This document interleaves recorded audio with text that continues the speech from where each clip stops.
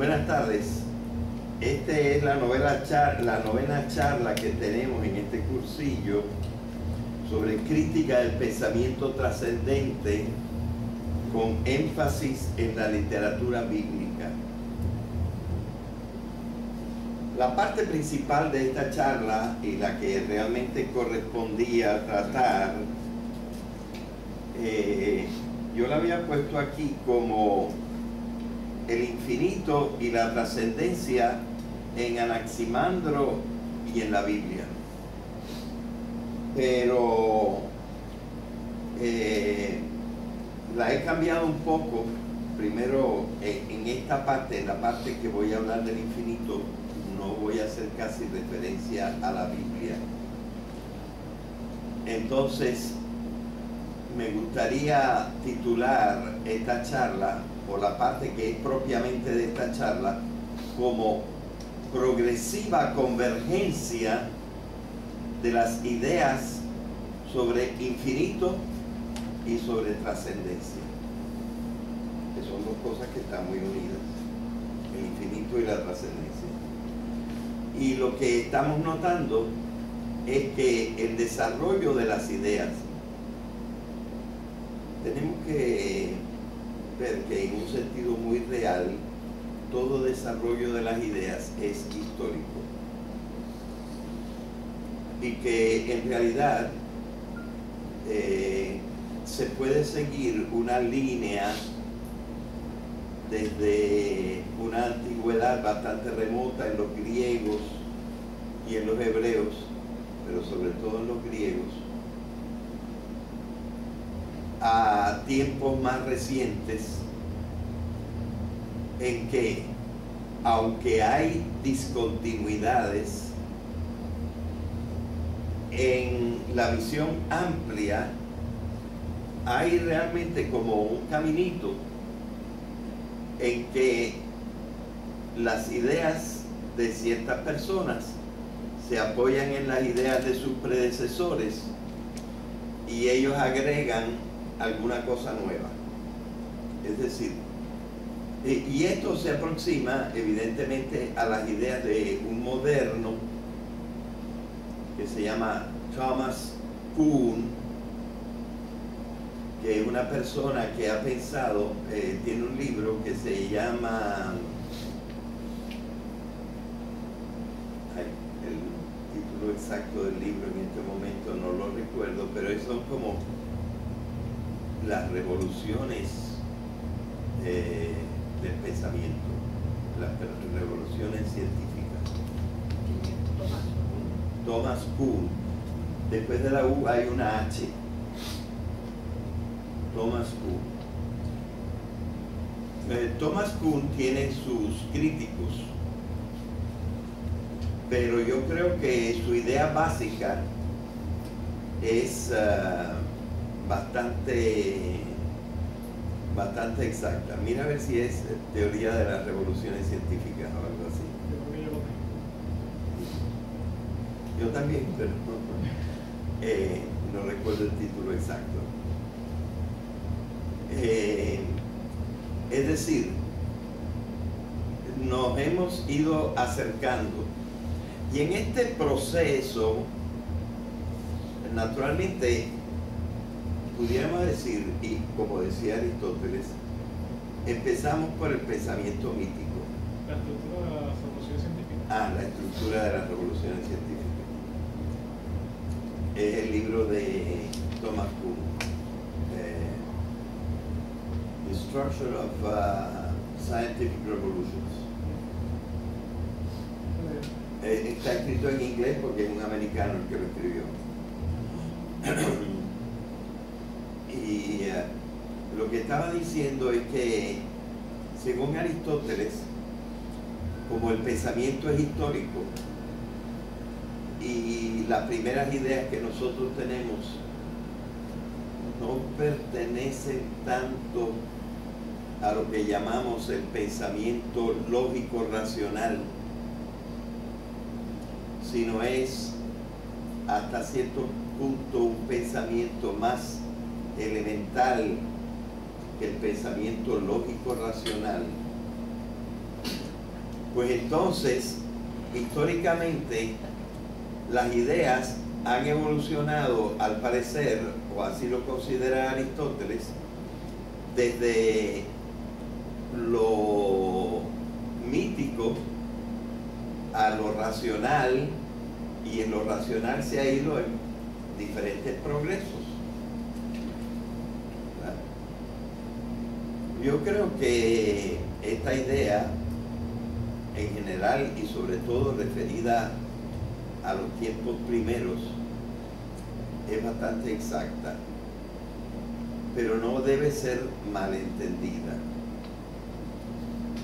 porque desde otro punto de vista, a mí me parece que en muchos campos y en los campos de la vida diaria,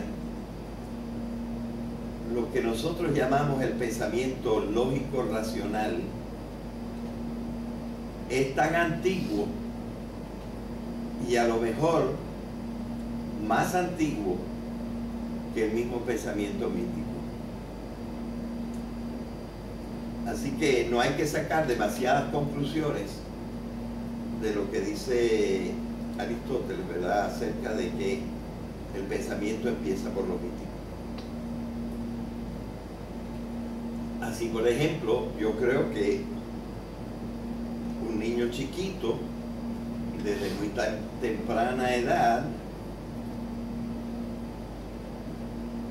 puede reflexionar o sentir un poco primitivamente acerca de que se ha pasado el tiempo para que sus padres lo atiendan.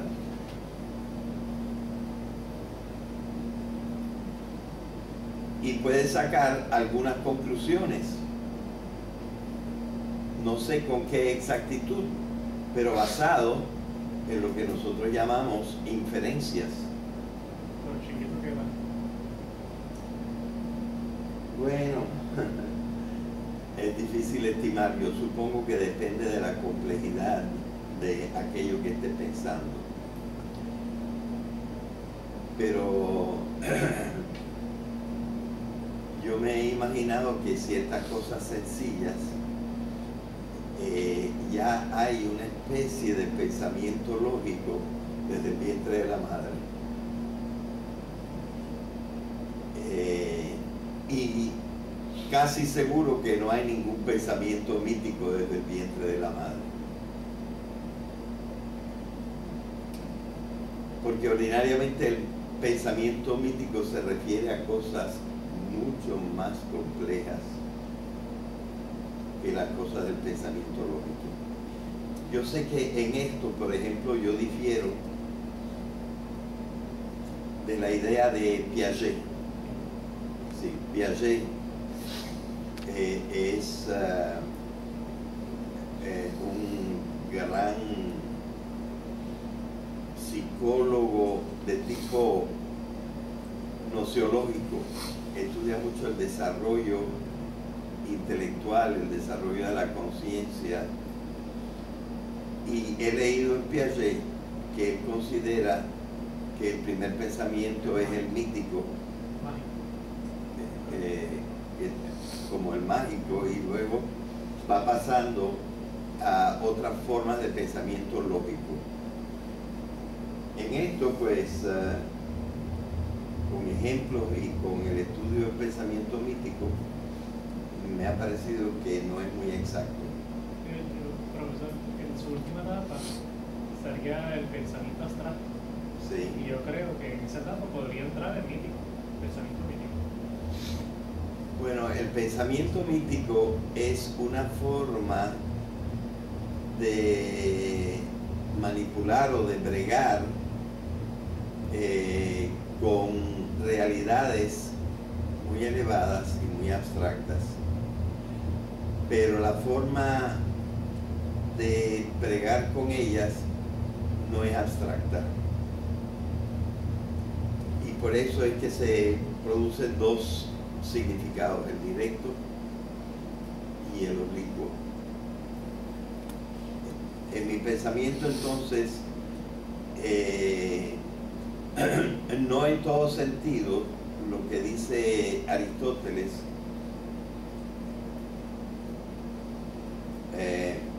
puede ser interpretado como lo correcto, pero sí creo que existe esa idea de que, y que es exacta esa idea de que los pensamientos filosóficos y los pensamientos acerca de lo trascendente empiezan en una forma no racional o no lógico-racional por planteamientos míticos. Esa parte que es lo que yo estoy tratando de enfatizar acerca del pensamiento de Aristóteles me parece exacto. Pero entonces hay como una evolución del pensamiento racional en que probablemente se están tomando cada vez más en consideración diferentes aspectos y eso le permite al pensador mejorar su pensamiento, eliminar opciones que antes se creían posibles, etc. Y más o menos basado en eso, en la evolución del pensamiento, yo quiero sacar unas conclusiones acerca de el pensamiento sobre infinitud y trascendencia. Y por eso sí es importante hablar de Anaximandro.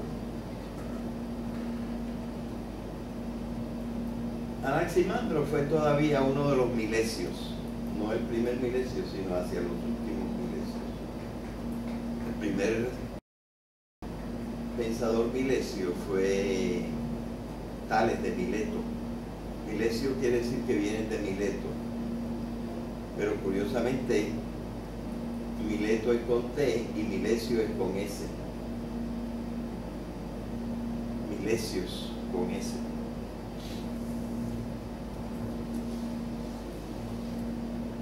La primera pregunta filosófica, porque Tales realmente es el primer filósofo griego, y Tales dijo, Tales se hizo esta pregunta fundamental: ¿de dónde viene todo? ¿De dónde viene la realidad?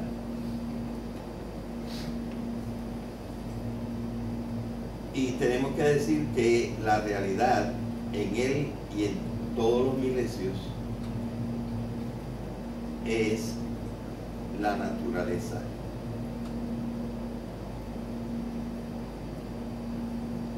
Naturaleza se dice en griego physis, o en español, pronunciada la española, physis. Por lo tanto, la física es la materia en la cual se estudia la naturaleza. Y hasta cierto punto, en Tales de Mileto, digo hasta cierto punto, no, yo creo que bien en realidad, la naturaleza es, como diríamos nosotros, lo físico. Y la naturaleza aquí se confunde, todavía no existía la palabra realidad. Yo creo que no hay, puedo estar equivocado, pero que no hay un correspondiente griego al término realidad.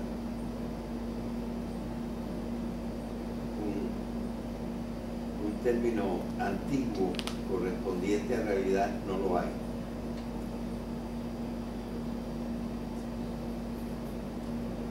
O sea, la naturaleza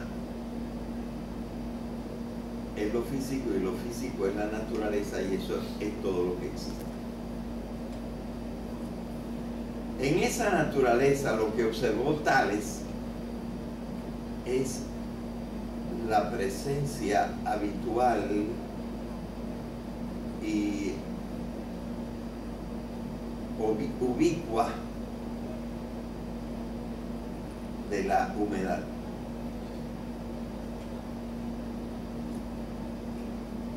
De manera que él sacó la conclusión de eso, que todo viene de la humedad, todo viene del agua.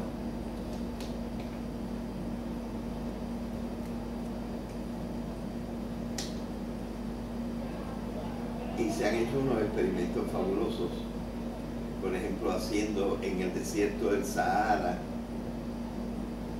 un hueco en la arena y entonces poniendo en la parte de abajo del hueco un plástico y en la parte de arriba otro plástico, y terminada la noche se puede encontrar agua entre los dos plásticos, porque hasta en el desierto hay humedad en la atmósfera y la diferencia de temperatura simplemente de la arena al hueco produce un poquito de condensación. Así que la observación de Tales de Mileto no era completamente tonta. Él lo que vio es la presencia del agua en todas las cosas y por lo tanto pensó que el agua tendría que ser el principio de todas las cosas. A él le siguió su discípulo Anaxímenes, y a Anaxímenes le parecieron varias cosas sobre la idea de Tales. Quizá no conociendo la cuestión del vapor de agua, es decir, el estado gaseoso del agua, Anaxímenes se fijó que todo cuerpo de agua tenía un límite superior. Y por cierto, también un límite inferior. Porque el agua está contenida siempre pues en algún recipiente, sea el fondo del mar, o de un río, o de un charquito. Hay un límite inferior y hay también un límite superior. Es decir, el agua tiene una superficie. Y entonces le pareció que esto no era lo más exacto, mientras que el aire tiene un límite inferior, pero él suponía que el aire seguía para arriba, para arriba, para arriba, ya por el resto hasta las estrellas. Y entonces le pareció que había que cambiar, que las cosas no venían del agua, sino del aire, que era el que mostraba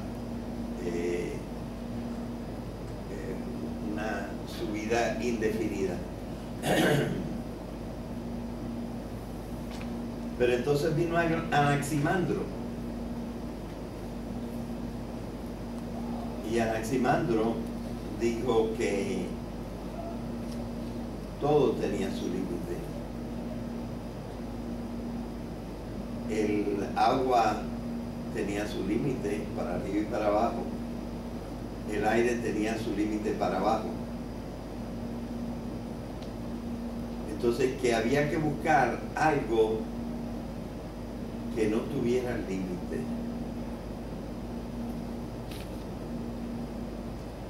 Límite, frontera,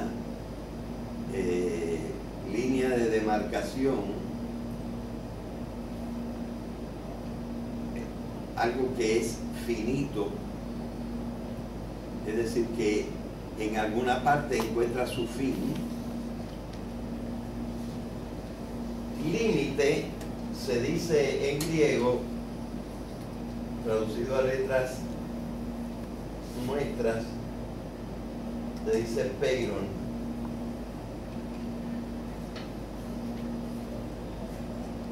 Y gracias a los límites nosotros podemos conocer las cosas.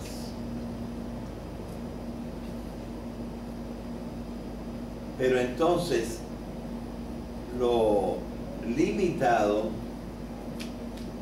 viene de lo ilimitado. Ahí usamos nosotros el in latino, pero en griego se usa el a. De manera que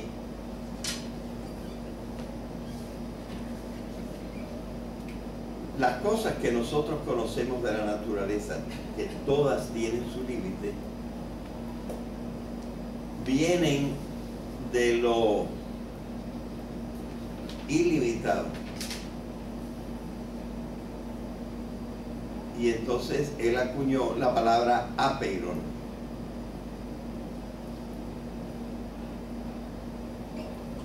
A nosotros se nos ocurriría que lo ilimitado, en cierto sentido, es superior a lo limitado. Pero ese no era el pensamiento de Anaximandro. El pensamiento de Anaximandro era que las cosas son más estimables mientras mejor conocemos sus límites. De tal manera que el apeiron era una forma incompleta de ser.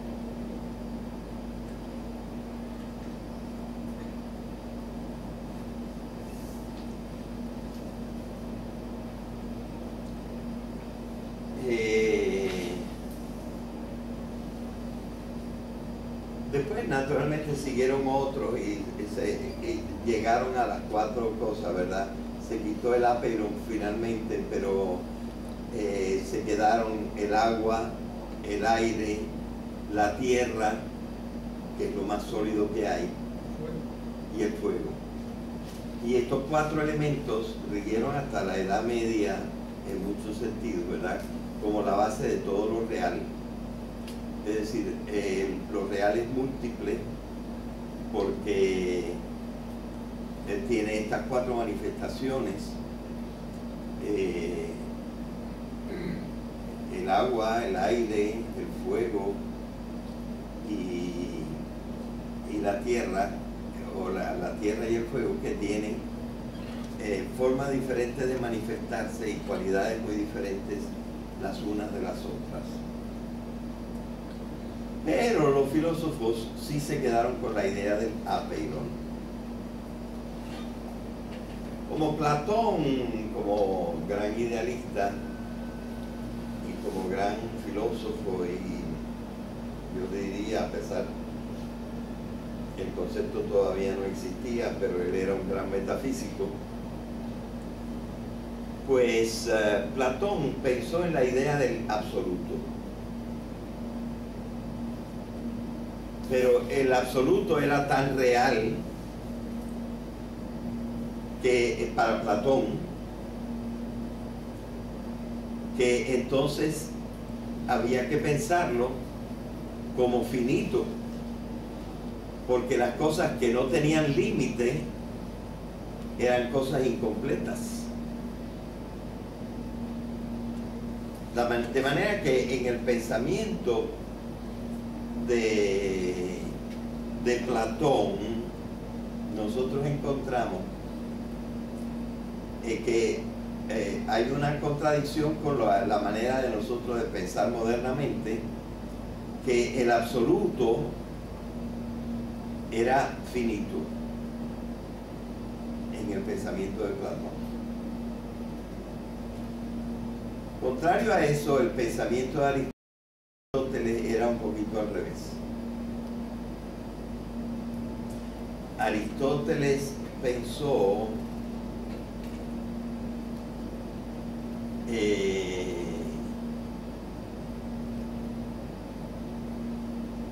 bueno, todavía tengo que decir algo más de Platón, ¿verdad? El absoluto no estaba bien definido todavía. Y según todos los seguidores, los sucesores de Platón, como quiera que pensaran, el absoluto lo identificaban o con Dios o con lo que yo llamé en una clase pasada el logos, que era la estructura omnicomprensiva de la realidad. Una realidad que podía estar en la mente quizás.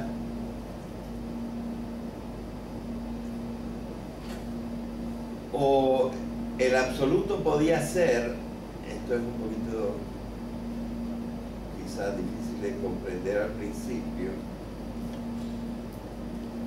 la clase de todos los pensamientos posibles. Una clase quiere decir un tipo de ser.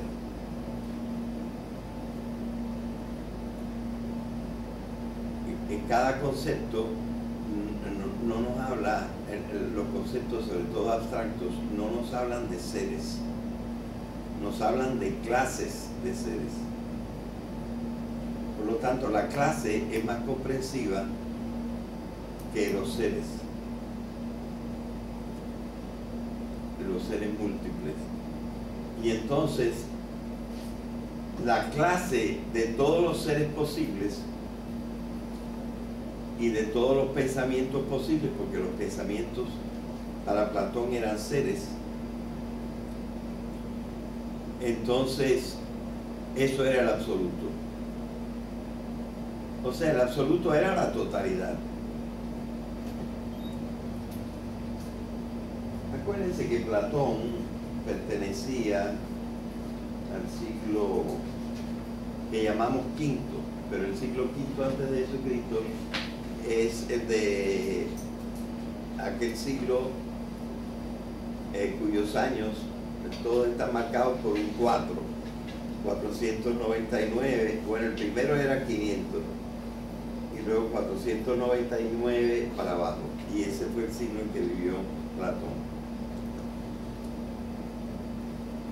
También en ese siglo, pero un poquito más tarde, unos 20 o 30 años más tarde, empezó a vivir Aristóteles, también en el siglo V.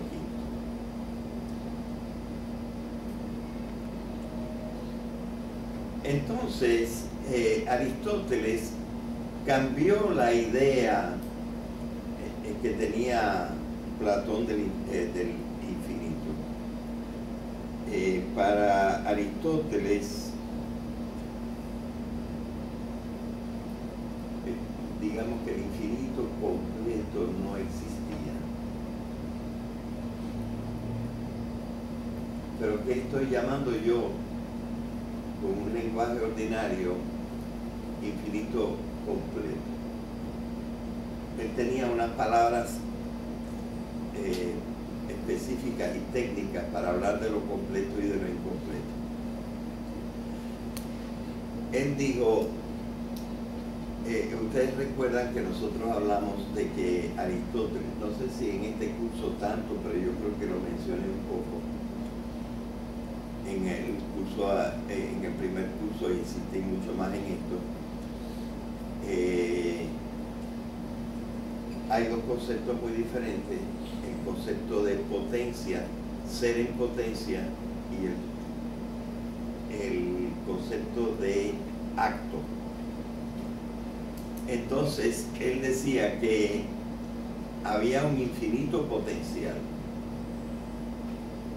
pero no había un infinito en acto. En este sentido, Aristóteles no llegó al concepto actual que nosotros tenemos de Dios, porque en el concepto que nosotros tenemos de Dios, Dios existe actualmente. Es decir, existe como infinito, como absoluto, y existe de verdad.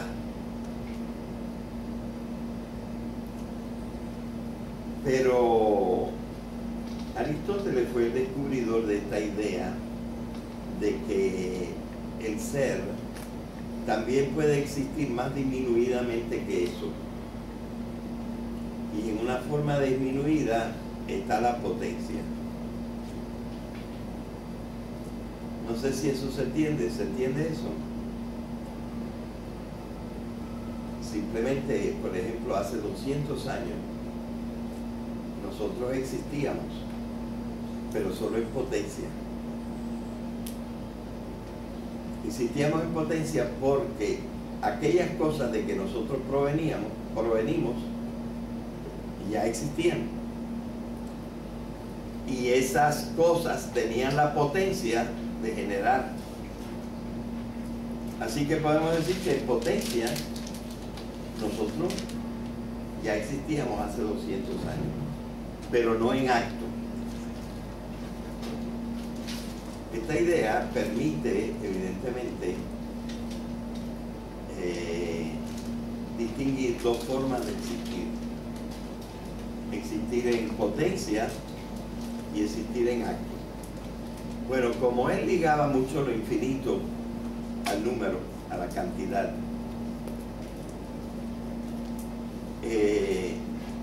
y si uno empieza a contar siendo los números tantos que no tienen límite, los números no tienen límite, uno nunca llegaría a contar el último número. Por lo tanto,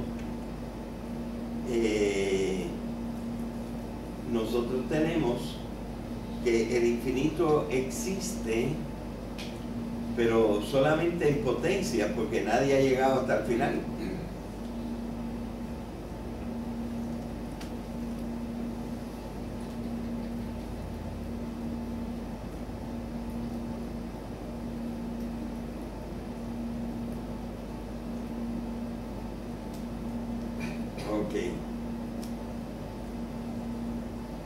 Así que Aristóteles en realidad no descubre el tipo de Dios que sería el Dios judeocristiano.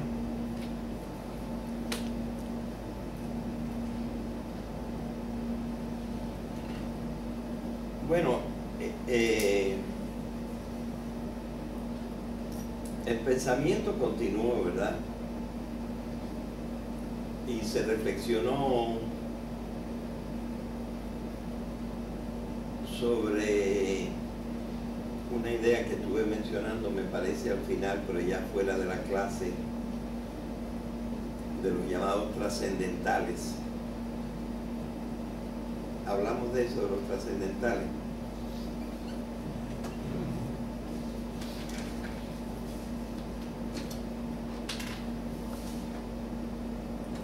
Sobre todo para Aristóteles, la idea máxima era la idea de ser.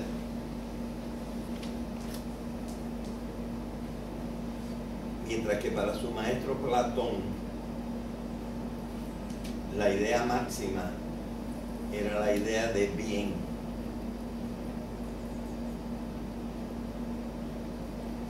Pero entonces había otras ideas que expresaban algo del ser. Y esas ideas que expresaban algo del ser eran la verdad, el bien, algo,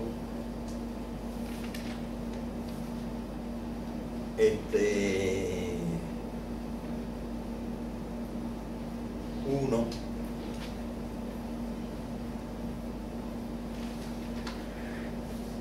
belleza para algunos,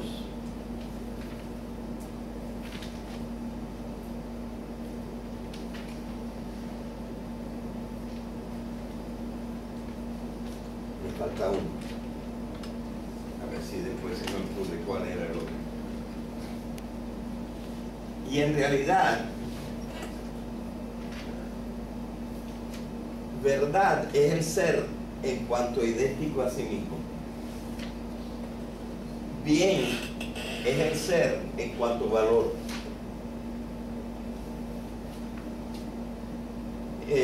Algo me parece que es el ser en cuanto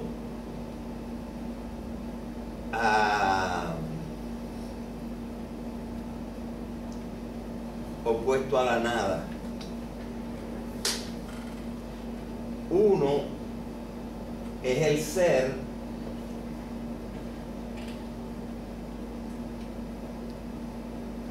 en cuanto infinito, omnicomprensivo. La belleza es el ser en cuanto armónico. O sea que todas estas palabras de abajo, que he puesto aquí abajo y me falta una, aunque puede haber más, y por ejemplo algunos no ponen la belleza, otros ponen la belleza y ponen otras cosas más, pero hay una serie de conceptos que llamamos conceptos trascendentales, porque existen en todos los seres.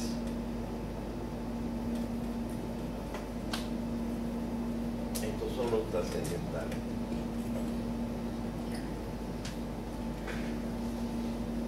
Bueno, a ver, en la antigüedad hubo bastante discusión acerca de cuál era el principal, pero yo creo que triunfó Aristóteles, y que ser es el concepto máximo que puede ser expresado dependiendo de lo que nosotros queramos enfatizar por alguno de los otros que están en todos los seres. Okay. Lo menciono porque no siempre el más alto fue el ser fue el más alto para Aristóteles, pero el bien había sido el más alto para Platón. Y hay un filósofo, quizá menos conocido, pero que tuvo una influencia increíble en el pensamiento del mundo, y fue el primero que usaron los cristianos. Él no era cristiano, aunque vivió en el siglo II después de Cristo, en el siglo III después de Cristo.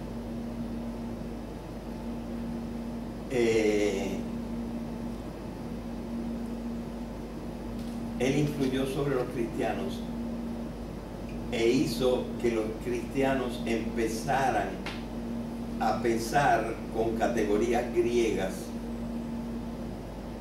en vez de con categorías hebreas.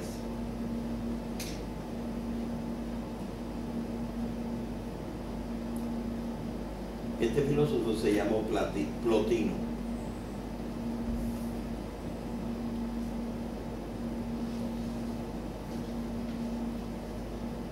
Y Plotino, tengo por aquí el dato de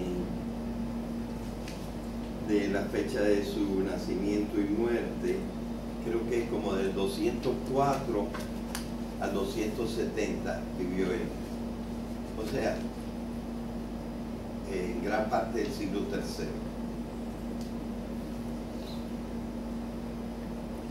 Para Plotino la idea máxima era el uno. Pero el uno era algo que estaba por arriba de todo. Y el uno todavía no era ser. es algo anterior al ser. Yo creo que en Plotino la idea de uno no estaba para nada alejada del concepto de totalidad.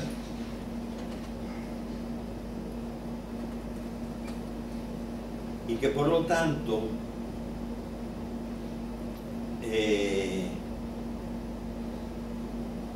el uno lo comprendía todo y el todo no se acababa, el todo era infinito. Así que para Plotino verdaderamente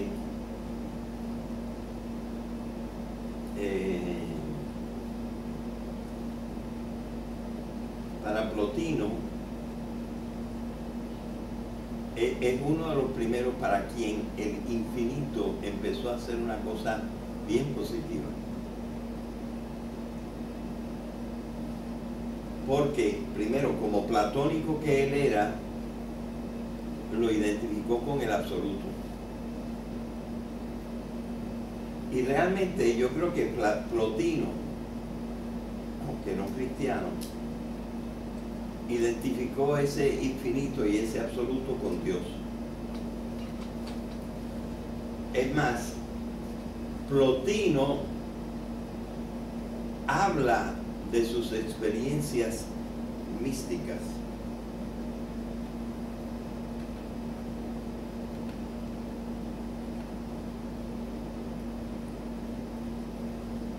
Así que en Plotino se realiza finalmente la aceptación del infinito como algo positivo.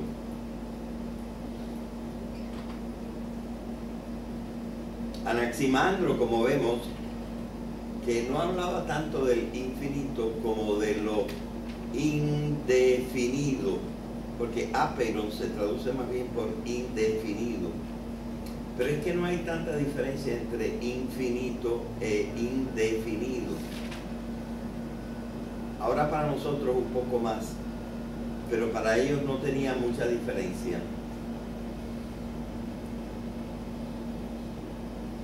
Bueno. Hay otro concepto del cual nosotros decimos que Plotino fue el que lo llevó a su perfección, este concepto. Pero quiero mencionarlo antes, hablando de otro filósofo anterior a él, un filósofo contemporáneo con Cristo,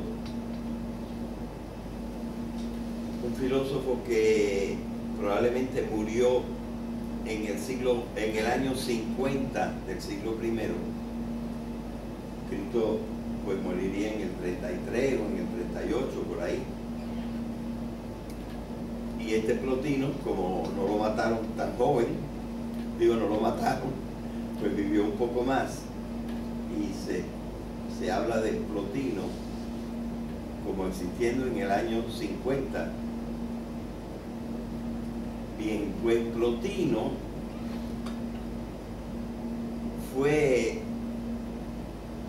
un antecesor, como vemos, dije Plotino, me equivoco, Filón de Alejandría. Filón de Alejandría fue un antecesor de Plotino, que es el responsable de haber, quizá entre los primeros, reflexionado sobre la Biblia con conceptos griegos.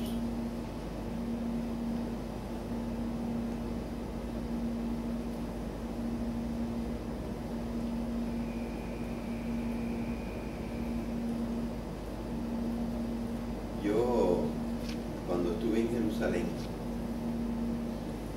tuve la inmensa oportunidad de conocer a un gran filósofo y teólogo judío llamado David Flusser, que me invitó a su casa. como él era, hablaba fluentemente el alemán y ya yo lo hablaba, pues en esa lengua nos comunicábamos. Pero él conocía bien el inglés, conocía perfectamente el hebreo y era capaz de traducirme del griego, hablando así delante de mí, del griego, me leyó a San Crisóstomo en griego, traduciéndolo en alemán. Y era un especialista en el pensamiento judío de la época cristiana.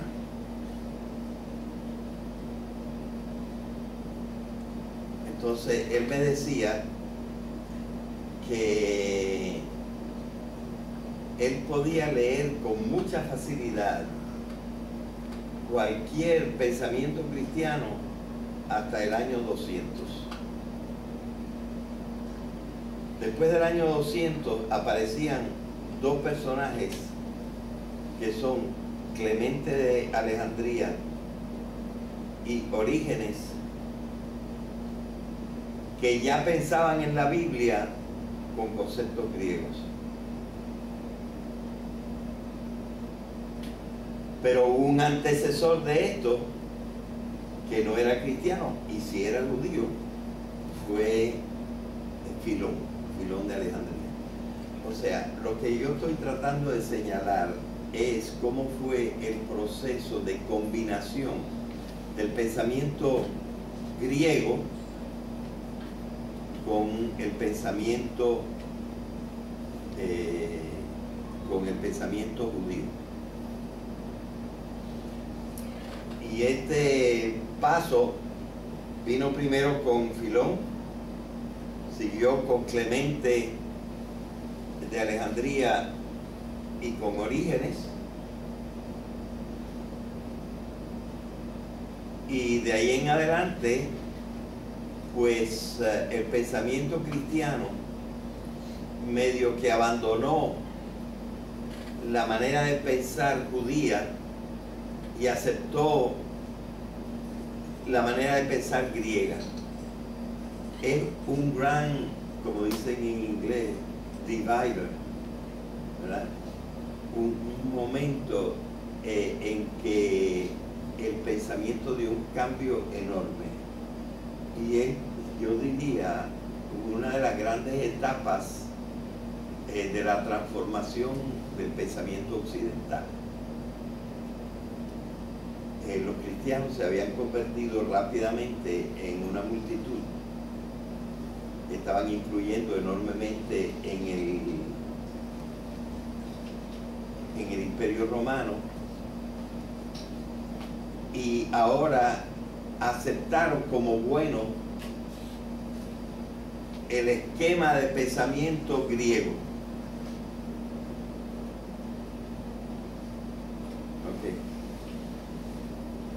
Y entonces lo que aquí estamos haciendo más en particular, esta idea yo la desarrollaba hace mucho, pero también se la oí a un filósofo latinoamericano que se llama Enrique Dussel, que ve como 7 de estas transformaciones, de la cual esta es la primera. Es decir, que fue la adopción de los conceptos griegos en la interpretación de la Biblia. Pero también, hasta cierto punto, la aceptación griega de ciertos pensamientos bíblicos. ¿Verdad? Así que hay una mezcla de cultura. Y en esta mezcla de cultura es que se va formando un mejor concepto del infinito. Así que tenemos primero un infinito negativo que no queremos admitir, y no podemos decir que Dios sea infinito, porque si es infinito no es perfecto. Luego un infinito como el de Aristóteles, que es un infinito potencial, pero no un infinito actual. Luego alguien como Filón de Alejandría en el año 50, que admite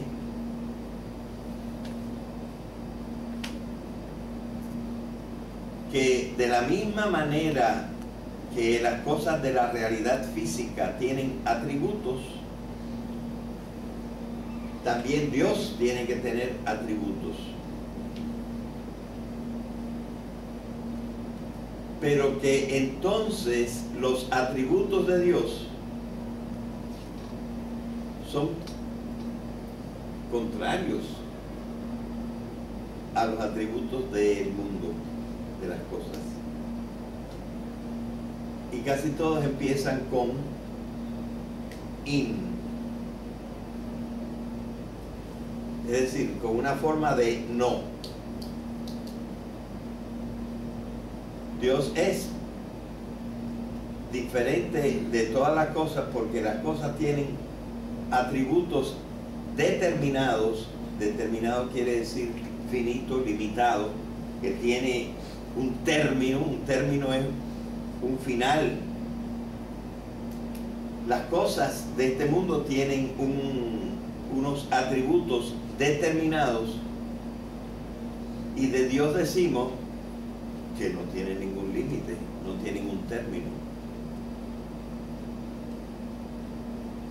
Bien, entonces, este es el principio inicial de una cosa que se llama el pensamiento apofático. El pensamiento apofático es el pensamiento de Dios pensado como que tiene atributos que son la negación de los atributos del mundo. Empezando por el infinito, no tiene fin.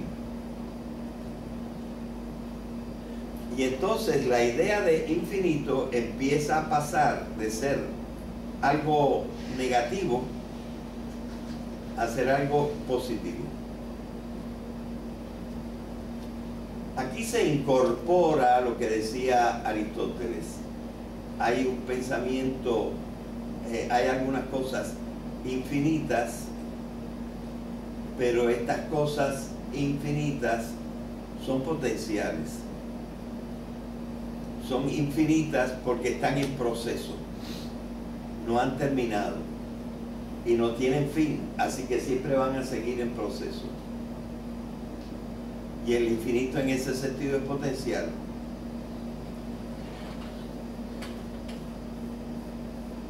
Aristóteles consideraba que el espacio era limitado, no era infinito, pero el tiempo y otras ideas, el tiempo y otras realidades eran infinitas y siempre seguían.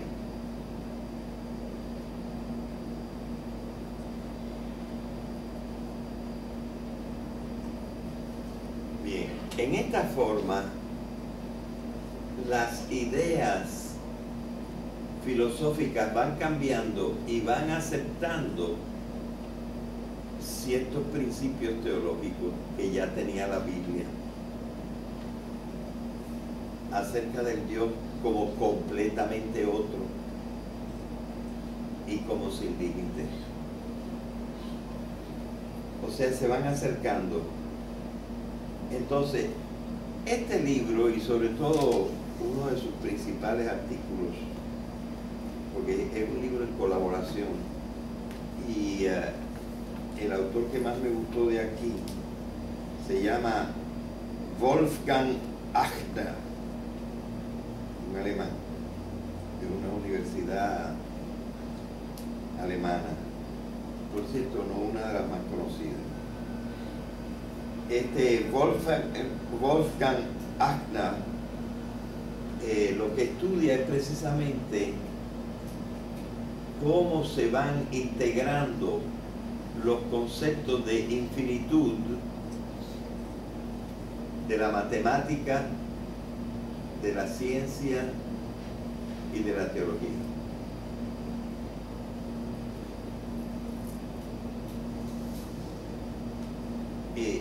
Tanto que se puede decir que casi es el mismo concepto.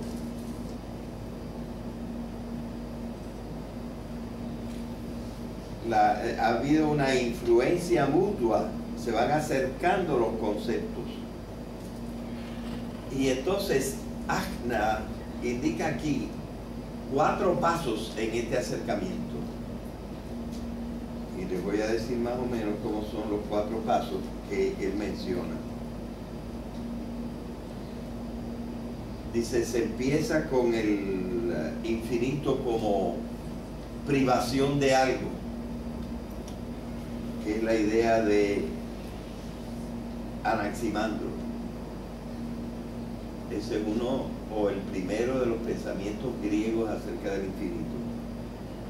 Y naturalmente no se puede aplicar a Dios. Todavía hay una separación entre el infinito en el pensamiento como concepto griego y el infinito como realidad contemplada por los hebreos. El segundo paso de acercamiento es que Aristóteles ve, reflexionando sobre lo que se llaman números irracionales. Tenemos que explicar un poquito qué cosas son los números irracionales. Uno de los sentidos de la palabra razón es relación entre un número y otro. Por ejemplo, un medio está explicando una razón. Un tercio es otra razón. Se podría decir también proporción. Ok. Entonces hay muchos números, por ejemplo, dimensiones de cosas que son la una a la mitad de la otra. Nosotros pudiéramos decir, ¿verdad? El radio es la mitad del diámetro. Entonces hay una razón exacta entre una dimensión y otra. Por lo tanto, esta razón está representada por números que se pueden llamar racionales. ¿Por qué se llaman racionales? Se llaman racionales porque hay una razón para describirlos. La razón de 1 a 2, la razón de 1 a 3, la razón de 1 a 4, la razón de 1 a 1 y la razón de 100 a 1. Todos estos números son racionales. Pero nosotros tenemos varios números irracionales. El más conocido de todo es pi. Porque por más que nosotros le agreguemos decimales,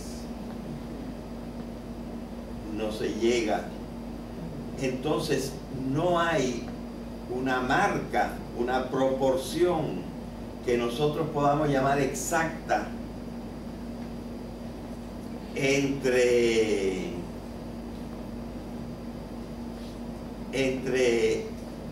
el denominador y el, ¿cómo se llama? El numerador y el denominador. No hay una razón exacta. Estos números que son así, como también la raíz cuadrada de 2 y también la dimensión de la hipotenusa con respecto a los catetos y el pi y otros números son irracionales porque no podemos fijar la proporción exacta entre uno y otro. Por ejemplo, entre el radio y la circunferencia. ¿Verdad? Entonces, como ustedes ven, Aristóteles descubrió o conoció los números irracionales y dijo, entonces existe un infinito potencial. Como no se puede acabar, yo no puedo estar seguro que hay un infinito absoluto, un infinito actual, pero hay un infinito potencial. Pero ya Plotino, sin intervención del cristianismo, piensa que hay un infinito actual también. Es decir, van acercándose los conceptos griegos a los conceptos hebreos y viceversa. Los conceptos hebreos son básicamente teológicos. Los conceptos griegos son básicamente filosóficos. Y los unos se van incorporando a los otros. Entonces hay una parte ya que yo no he podido repasar lo suficientemente para hablarle con más precisión de ellos.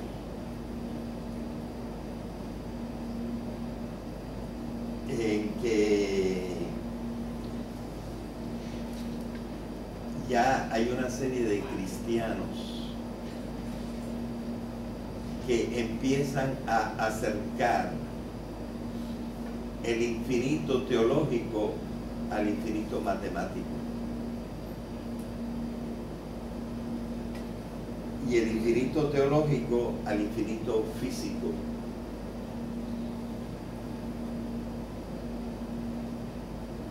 Estas personas, algunas de las cuales yo he trabajado, pero ahora no tendría la presencia de espíritu para exponer sobre ellos.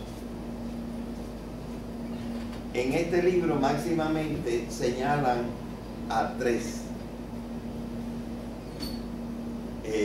Dos de ellos son, uno es un padre de la iglesia que se llama Gregorio de Nisa. Otro es uno que yo he estudiado con cierta longitud, que es Nicolás de Cusa. Gregorio de Nisa es como del siglo VII. Nicolás de Cusa es del siglo XV. Y un matemático que además es cristiano, que se llama Georg, o sea, Jorge Cantor.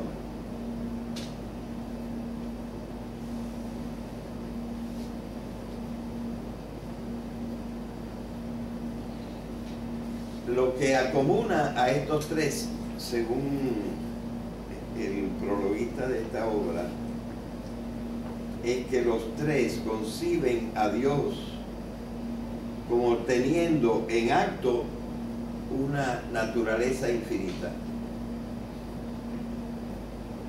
Es decir, lo que es infinito de Dios no es el tiempo, ni es el espacio, sino que su naturaleza tiene todos los atributos. O sea, con esto también se rebasa la concepción apofática de Dios. Recuerden que la concepción apofática es la que dice es infinito, es inmutable, es in, todo lo que la realidad no es. Pero ahora podemos hacer afirmaciones positivas sobre Dios. porque decimos que Dios tiene una naturaleza. Una naturaleza quiere decir una forma de ser. Y esta forma de ser no es simplemente la negación de las formas de ser creaturales,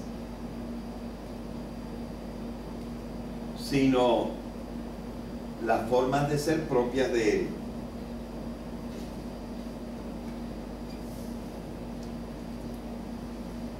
En cuanto a Cantor, que se aprovechó de algunos elementos que ya había empezado a estudiar Galileo, parece que él probó o mostró que se puede utilizar el concepto de infinito también en las ciencias como en la teología.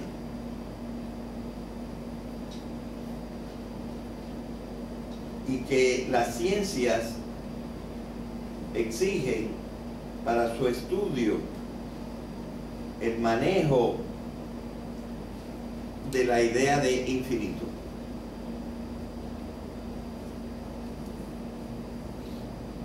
Me parece que Cantor, pero no me crean, que es del siglo XVIII.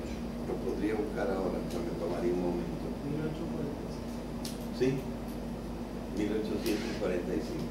Siglo XIX entonces.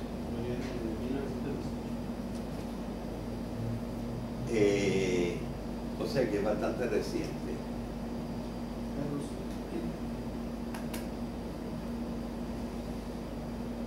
Así que Cantor, según los matemáticos, a lo cual yo no llego, supuestamente probó la existencia de un infinito absoluto, más allá de unas cosas que se llaman los transfinitos. Los transfinitos yo creo que se pueden asimilar al infinito potencial de Aristóteles. Son cosas que han pasado los límites, pero que no conocemos hasta el final.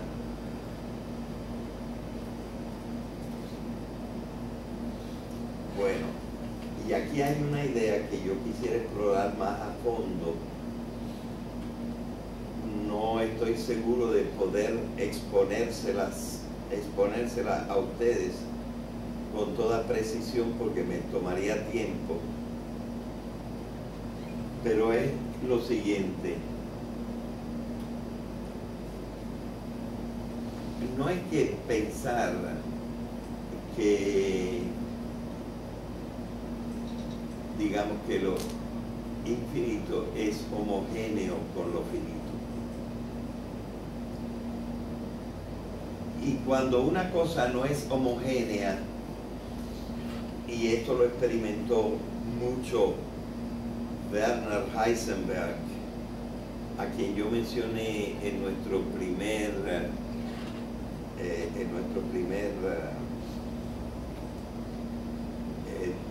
cursillo, que llegaba a unas cosas que son paradojas. Por ejemplo, me acuerdo de una que en ciertos cálculos de Heisenberg no se observaba la ley de la conmutación. Me acuerdo que Rey, que estaba aquí, mencionó eso también. La ley de la conmutación, es decir, la ley de la conmutación es que 2 por 3 es lo mismo que 3 por 2. Pero en ciertas operaciones complicadas, el orden es inevitable y es nada más en una dirección. Por lo tanto, hay ciertas expresiones matemáticas que son paradójicas. Bien. Pues naturalmente no hay que trabarse en las ideas paradójicas, hay que evitar la idea paradójica de que si el infinito absoluto se considera como el conjunto de todas las series infinitas,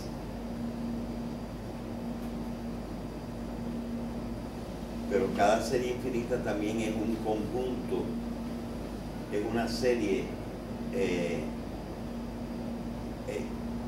transfinita, ¿verdad? Que no sabemos cómo termina. Y entonces el infinito absoluto sería el conjunto de todas las series transfinitas.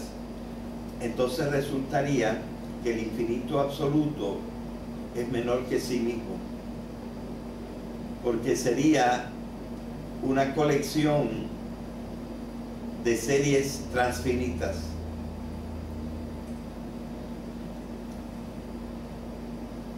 Bueno, esto está un poquito ya demasiado abstracto, ¿verdad? Pero yo se lo voy a traducir a una cosa que ustedes ya conocen por la insistencia mía.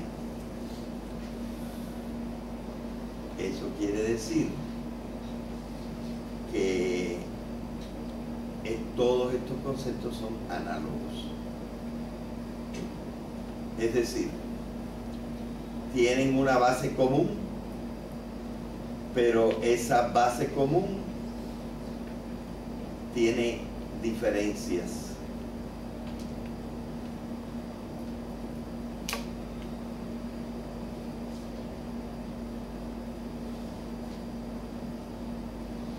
Bueno, entonces una de las cosas que hace Ajna es que nos dice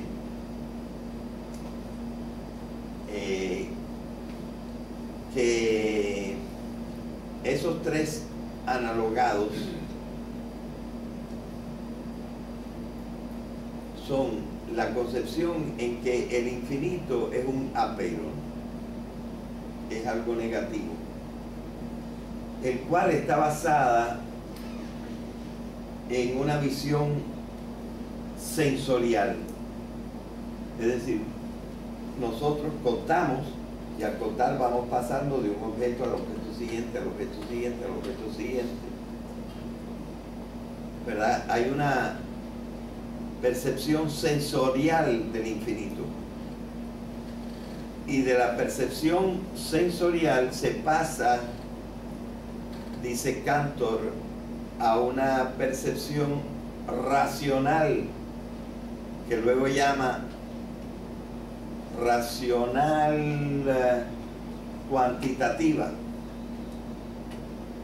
que es el concepto de número, de los números que están concretamente señalando objetos, al concepto de número que ahora sí puede ser pensado con otro estilo de infinito y que no está marcado por la existencia de seres individuales perceptibles por los sentidos. Pero Cantor, cosa curiosa, dice que hay otro paso, que es del concepto de infinito como algo racional cuantitativo a un concepto que él llama intuitivo de la infinitud, que se trata de la omnicomprensiva infinitud de Dios.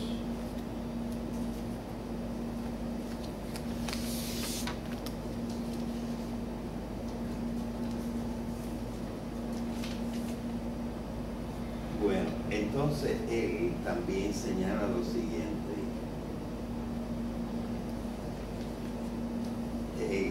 Ya nos dice Cantor que desde Plotino hay tres nociones filosóficas que por contraste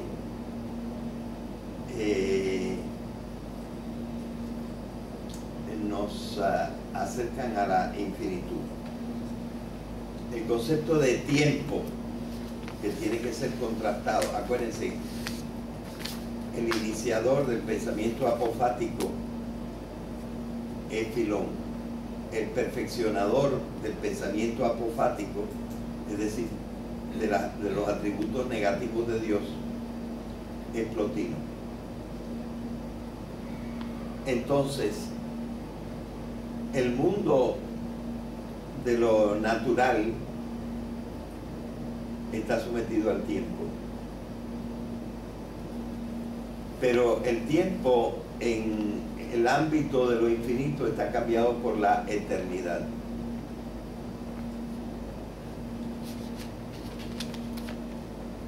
Así que este es un cambio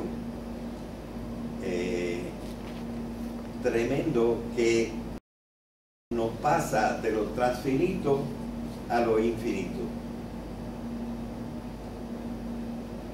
en el tiempo. También la razón. Plotino y alguien más distingue dos conceptos de razón.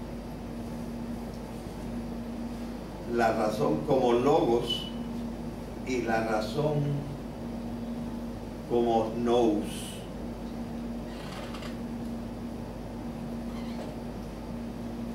La razón como logos es la razón que piensa en las cosas diversas y múltiples.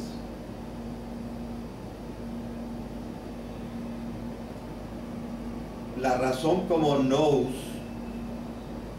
es la que piensa en las cosas como únicas y una y total.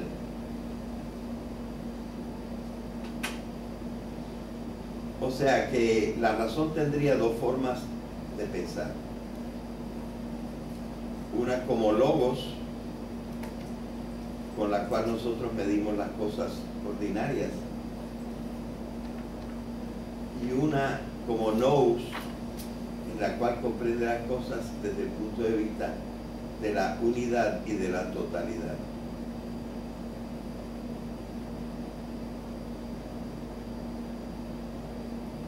Y el tercer concepto es el concepto de número.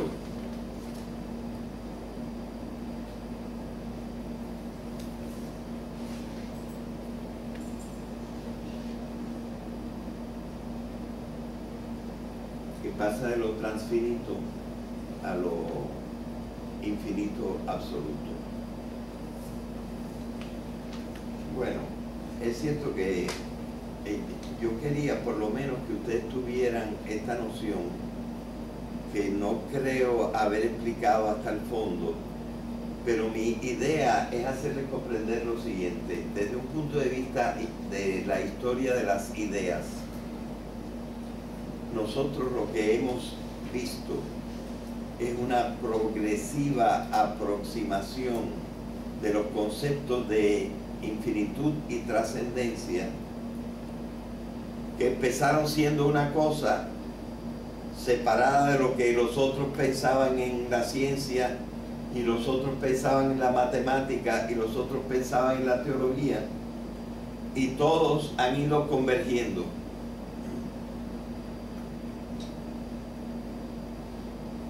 ¿Verdad? Esto, ¿qué prueba? Pues esto prueba que la idea de la trascendencia, porque se trasciende todo límite, la idea de la trascendencia es una idea que ya el pensamiento actual tiene que estar considerando. Es decir, no se puede eliminar como en el tiempo de Anaximandro o en otro tiempo, o antes de Cantor, en la matemática. No se puede pensar en que estos conceptos son imaginaciones de la teología, sino que tienen una repercusión también sobre la ciencia y sobre las matemáticas. O sea, vamos hacia una unidad del pensamiento. Es decir, la verdad es una cosa que va progresando hacia la convergencia. en donde al mismo tiempo las cosas que se pueden pensar con un tipo de pensamiento también podrían ser trabajadas con otro tipo de pensamiento, y entonces no hay una oposición, digamos, una oposición total, digamos, entre el pensamiento filosófico, el pensamiento científico, con su parte de pensamiento matemático. Lo distingo del pensamiento científico porque el pensamiento matemático es simplemente razón, sin necesidad de controlar el mundo externo. El mundo externo nos sirve solamente de apoyo para pensar, pero las ideas matemáticas son producto de la mente, solamente que son adecuadas para explicar la realidad, pero la matemática está en la mente. Y luego las ideas teológicas, ¿verdad? Es decir, llegando hacia el final, yo he dejado otra cosa para estudiar al final de este cursillo, que me parece muy importante y muy práctica. Por eso no quise que esta cosa tan abstracta fuera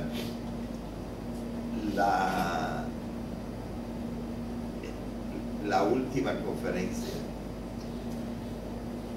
Esto simplemente es una aproximación a la idea de que nosotros no estamos regando fuera del tiesto del conocimiento humano cuando incluimos a la trascendencia en las cosas que hay que considerar para hablar de la realidad total. Esto último se entendió.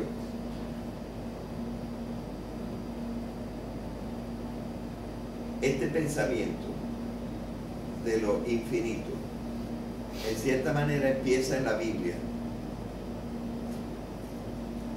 pero en vez de ser contradecido por la progresión de la ciencia y de las matemáticas, se va cada vez confirmando por las ciencias y las matemáticas.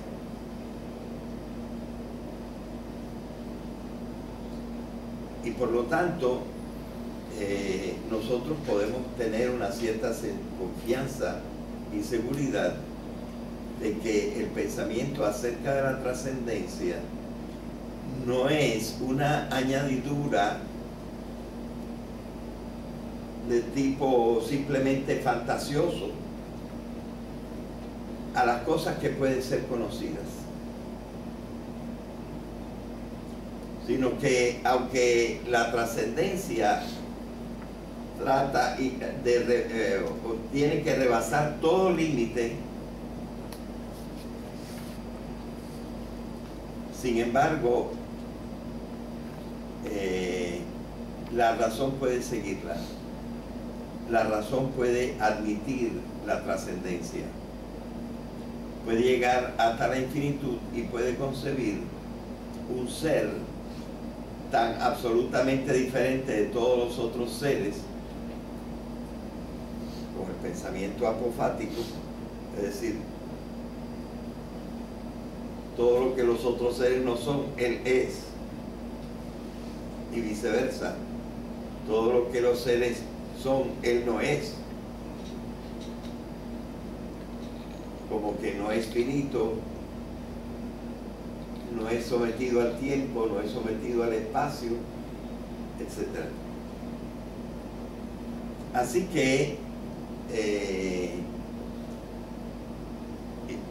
quiero terminar esta parte aquí, pero continuar con algunas cositas que me faltaron en la clase pasada, en la clase pasada.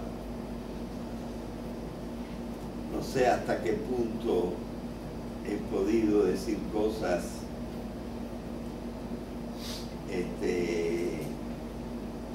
captable por ustedes a la primera.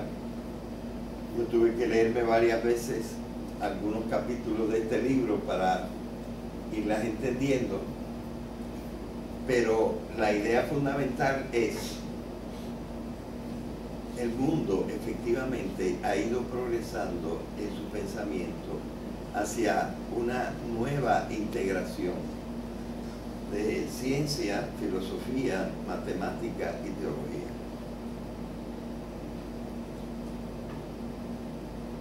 Claro que estas cosas son todas diferentes y tienen entre ellas lo que yo llamaría, esta es una conclusión mía, relaciones análogas. Es decir, este mundo de una tal diversidad tiene que ser entendido no en una forma unívoca, sino en una forma análoga. Y lo que estamos viendo aquí es que el pensamiento metafórico mítico fue el principio que nos estimuló a pensar y a tener que ver que estas cosas no podían ser vistas solamente desde el punto de vista unívoco, sino que teníamos que desarrollar un pensamiento más elaborado, que es el pensamiento análogo. Voy a dejar este tema aquí y voy a volver a algunos temitas, algunas cositas que me faltaron. Ay, ay, ay.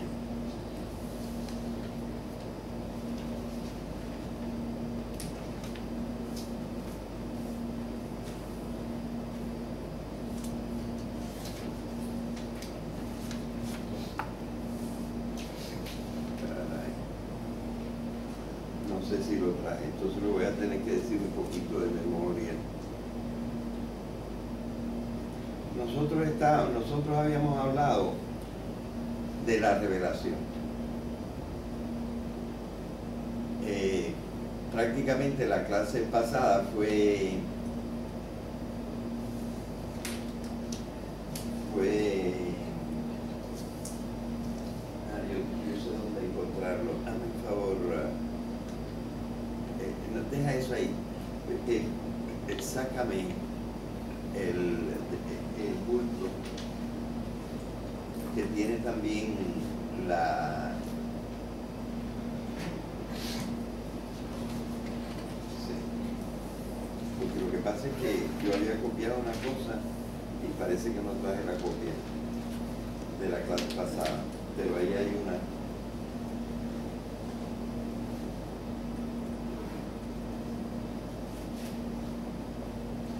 Una de las cosas era hablar de la inerrancia y la infalibilidad.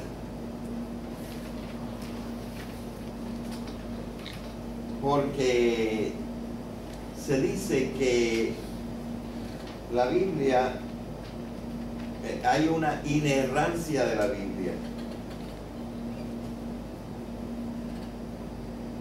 Y naturalmente esta idea de la inerrancia de la Biblia ha tenido que ir transformándose por lo que yo he llamado las mediaciones de la revelación.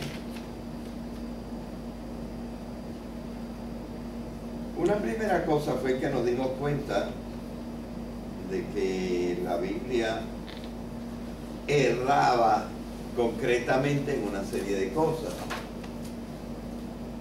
Por ejemplo, erraba en la idea expresada de la creación del mundo en 7 días, de la anterioridad de la luz sobre los astros que la producían.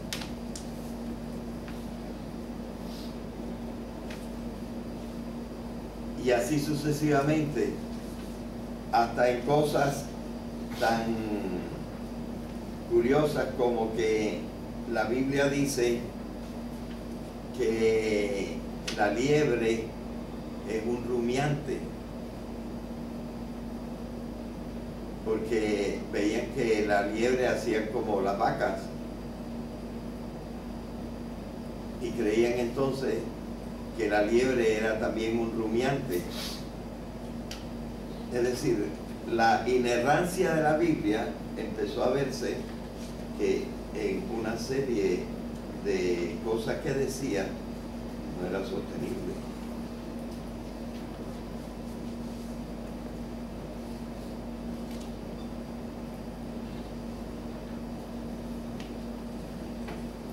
De la inerrancia de la Biblia se pasó también a la infalibilidad de la Biblia y también a la infalibilidad del Papa.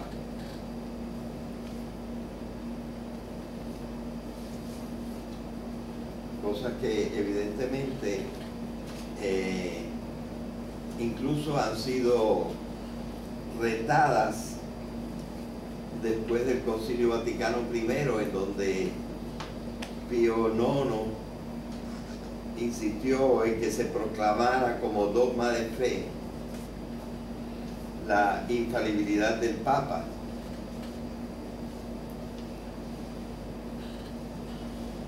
Caramba, pues no lo encuentro. De todas maneras, nosotros vemos que estas ideas limitan la manera de poder comprender la revelación.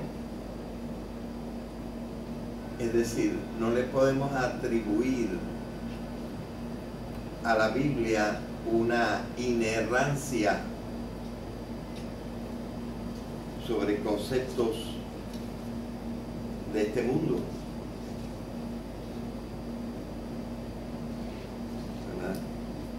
Así que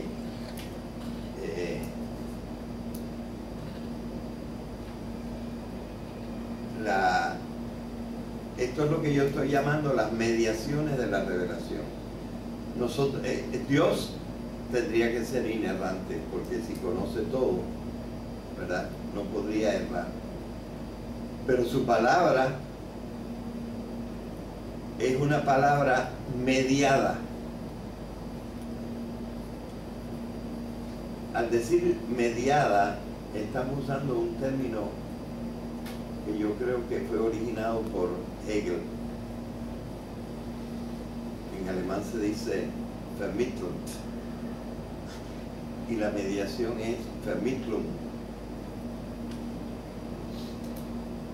Es decir, de la misma manera que nosotros ahora con microscopios atómicos decimos que vemos el átomo, pero no vemos el átomo directamente. Nosotros vemos el átomo a través de cosas que unas van componiéndose con las otras hasta que descubrimos el átomo, pero no es el átomo directamente el que vemos. Y de la misma manera, las cosas de dimensiones cósmicas se averiguan no directamente, sino a través de cálculos indirectos, ¿verdad? Pues de esa misma manera nosotros no podemos hablar de una inerrancia directa de la Biblia, sino que quizá en su intención o en lo que quería decir, o etcétera, empieza a darnos una dirección por donde debemos pensar, pero no una verdadera inerrancia. Y por lo tanto tampoco infalibilidad.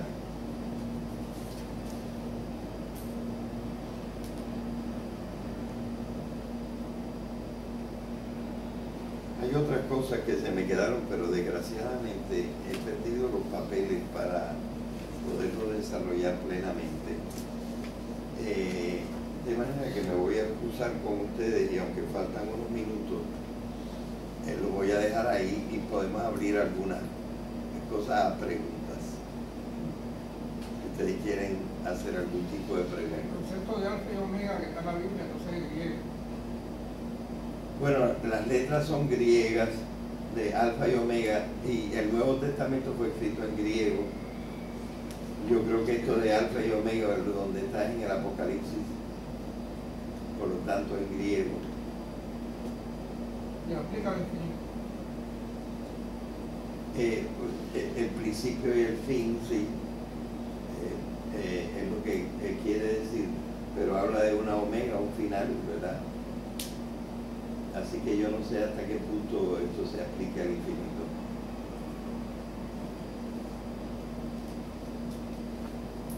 ¿El pensamiento de la Biblia es más análogo o más mítico? Más metafórico mítico.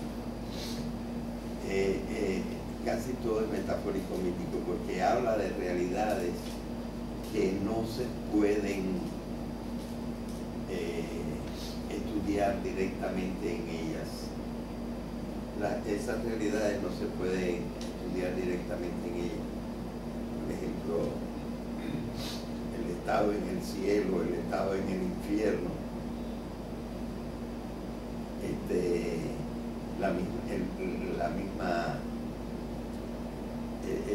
El mismo concepto de Dios empieza mítico, ¿verdad? Luego lo vamos tratando de razonar, ¿verdad? Pero es mítico completamente. Por ejemplo, el origen del mundo según la Biblia, todos los cuentos acerca de las primeras cosas humanas, como la necesidad del diluvio y otras cosas así, ¿verdad? Todo está en el mito, y entonces nosotros tenemos que tratar de encontrar el sentido oblicuo. A veces para encontrar el sentido oblicuo lo tenemos que elaborar con el pensamiento análogo. Por ejemplo, como el arca de Noé, supuestamente sí está en el monte, allá en el monte. ¿Qué tan cierto será eso? No, completamente falso. O sea, la idea de que se encontraron los restos del arca de Noé en el monte Ararat, eso es mítico, o inexacto. Yo vi unos videos pasados donde se veía. Sí, no, porque la interpretación de la Biblia ha pasado por diferentes etapas. Hay una etapa en que uno tenía que pensarlo, o se decía, hay que creerlo así como es, como está dicho. Entonces hay otra etapa que se llama la etapa de la concordancia. Hay un libro, no me acuerdo exactamente el nombre del autor en este momento, me parece que empezaba con H, que se llama "Y la Biblia tenía razón". Y este libro lo que hace es tratar de encontrar una concordancia entre algún pensamiento científico y algún pensamiento bíblico, como por ejemplo diciendo que el paso del Mar Rojo se podía tomar literalmente porque era perfectamente posible un retiro de las aguas en el Mar Rojo por un acontecimiento sísmico, y que entonces se haya ido el agua y hayan pasado, ¿verdad? Y la aparición de Dios en el Sinaí podía ser perfectamente concebida como una tempestad. Es decir,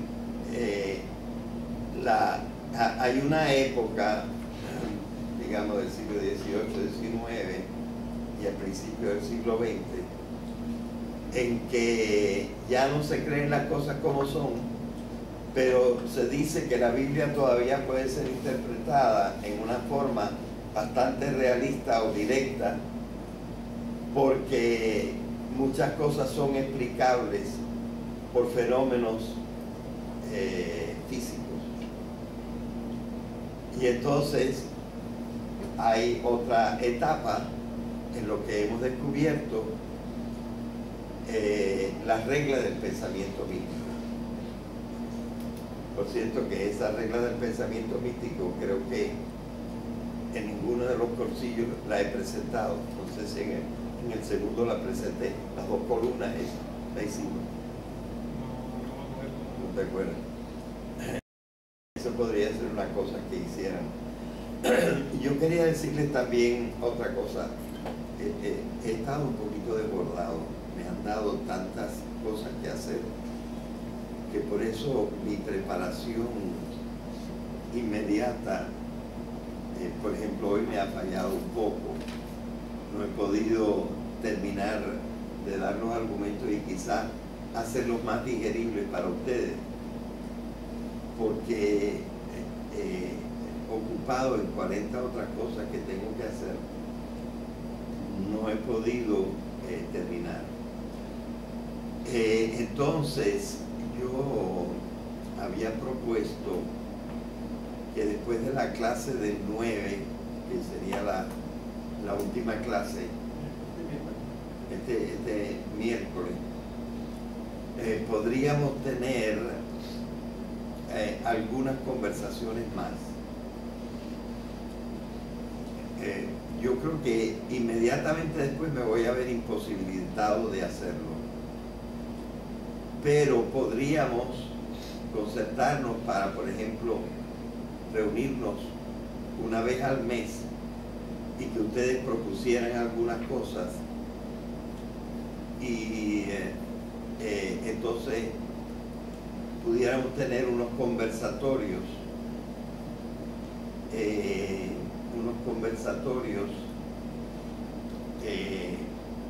sobre estas materias que hemos estado tratando en los diversos cursillos y cosas que les interesan a ustedes.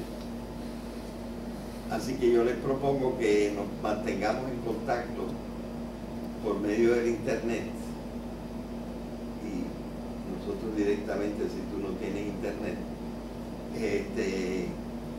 para citarnos para futuras reuniones. Claro que la reunión del 9 sigue en pie y ya yo tengo una idea bastante precisa de lo que voy a decir el 9.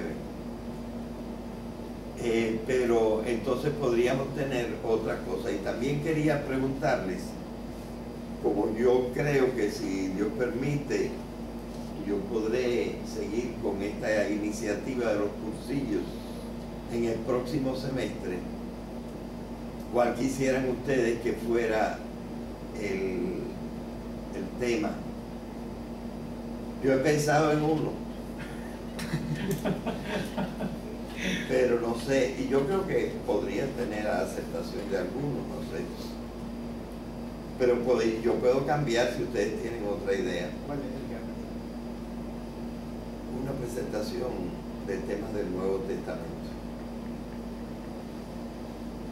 con problemas serios, pero que tienen su manera de resolverse. Tocando Apocalipsis también. Bueno, fíjate, yo no tocaría mucho del Apocalipsis. Yo he dado un curso sobre el Apocalipsis en 1965, pero no pude llegar a una conclusión. No pude llegar a una conclusión.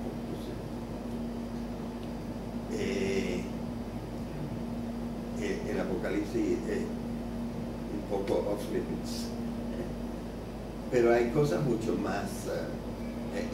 Yo puedo dar algunas ideas sobre el género apocalíptico y el significado del género apocalíptico. que no es sobre la hermenéutica?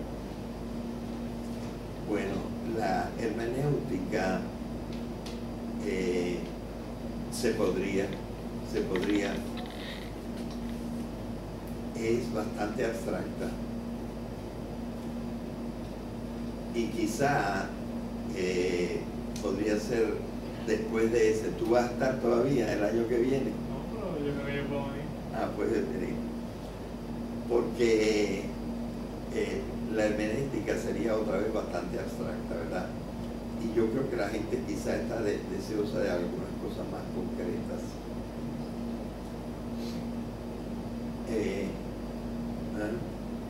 El posible planteamiento, si no existiera la Biblia, si no hubiera habido unos pactos de Dios con el hombre, el pensamiento que hay de unos y tipo científico que el ser humano se acabaría, podría haber otros animales, otros seres, y que el planeta en sí tendría cambio, pero no estaría el ser humano. Eso es un planteamiento.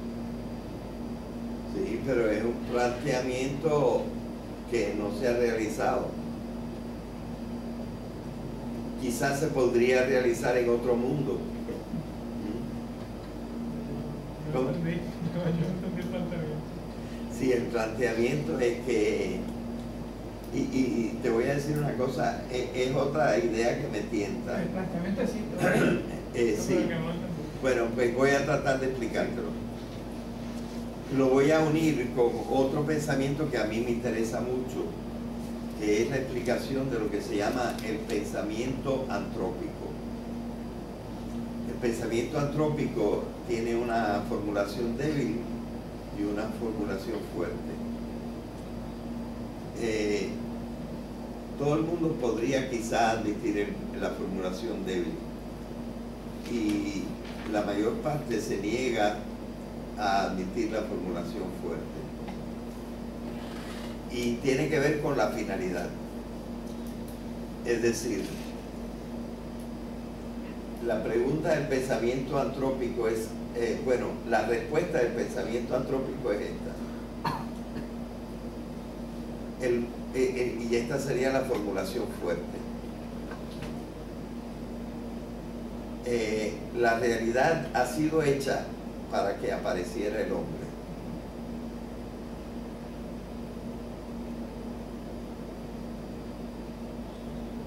Es decir, que la finalidad de la realidad es la aparición del hombre. Y el pensamiento débil es, de hecho, la realidad ha evolucionado hasta la aparición del hombre.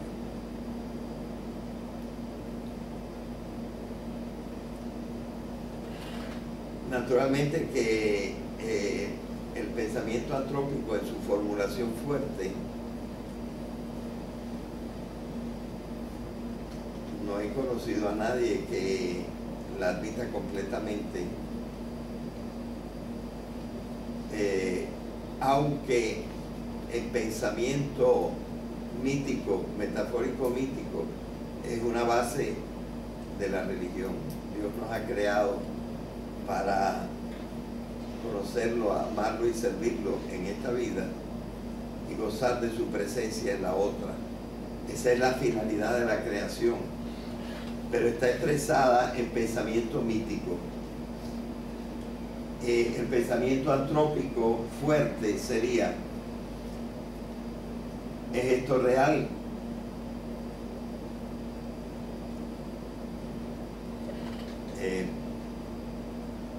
Y el pensamiento antrópico débil es: bueno, de hecho, no hay nada superior al hombre que nosotros conozcamos.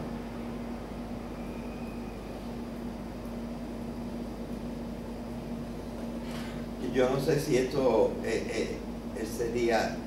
Yo he leído algo sobre el pensamiento antrópico. Creo que habría que ligarlo a algo que tocamos en el primer cursillo, que era la finalidad. Y me gustaría explorar yo mismo, ver hasta qué punto se puede afirmar lo que afirma el pensamiento antrópico fuerte. Y más o menos tú desde otra perspectiva estás hablando de eso, porque estás hablando, y esto se habla en otra idea que es la de los multiversos. No todos los científicos admiten el multiverso. Por ejemplo, Deutsch creo que no lo admite. El multiverso es, hay también una forma más fuerte y otra forma más débil. El multiverso es que tiene que haber tantos universos como posibilidades. Y las cosas que han quedado como solo posibles, pero no actuales en este universo, se tienen que haber realizado en otro. Hay una película sobre eso, se llama Mr. Nobody. Ajá. Él tiene la capacidad de ver los diferentes multiversos. Ajá. Entonces él decide no hacer nada para poder vivir las diferentes posibilidades en otro universo. Ajá. Sí. Y desgraciadamente, digo yo, hay una idea de Werner Heisenberg que me fascina y que apuntaría hacia eso. Pero hay el rechazo de muchos científicos modernos o pensadores modernos todavía de admitir la realidad de los multiversos. Sin embargo, hay gente que está explorando sobre la base de los multiversos, que es el string theory. Y hay alguna gente que está convencida de que la teoría de las cuerdas existe.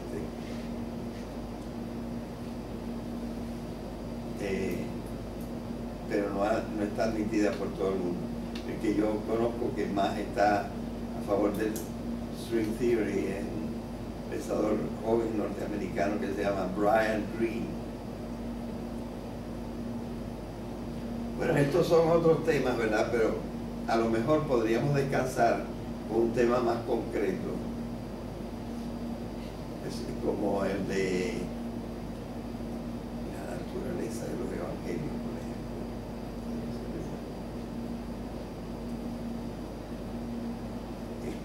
cuya formación es muy poco conocida por la enorme cantidad de las personas.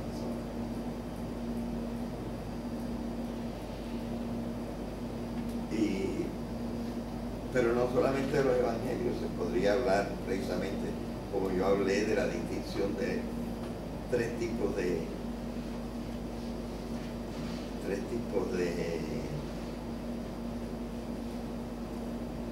etapas en el pensamiento de Pablo.